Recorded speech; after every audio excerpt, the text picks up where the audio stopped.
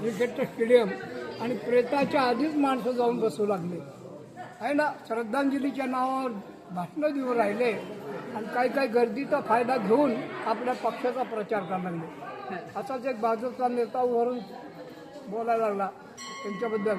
आज आप्पा आपल्यातून गेले, परत न कधी येण्यासाठी, पण आपल्याला आप्पाचा चेहरा नक्की लक्षात राहील, कारण आप्पाचा चेहरा हा कमळाच्या फुलासारखा होता. लगेच शिवसेनाला उठला. आत्ताच माझ्या मित्राने सांगितलं की त्यांचा चेहरा कमळासारखा होता, पण ते सांगायला विसरले की त्यांचा शब्द म्हणजे धनुष्याचा बाण होता. मग काँग्रेसवाला उठला. तो म्हणे आप्पा कसे गेले हे कुणी नाही सांगितलं, आप्पाला यमाने हात दाखवला म्हणून आप्पा गेले. मग तो राष्ट्रवादीवाला बोलतो, मला ज्यावेळेस फोन आला आप्पा गेल्याचा, मी घड्याळात पाहिलं 10 वाजून 10 मिनिट झालते, म्हणजे ते राष्ट्रवादी होते.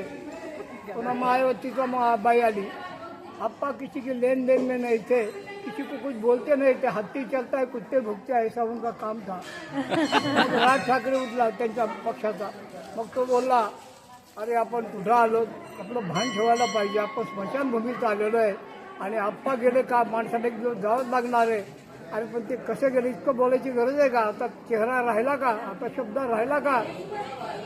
आप्पाला यमाने कशाला हात दाखवला?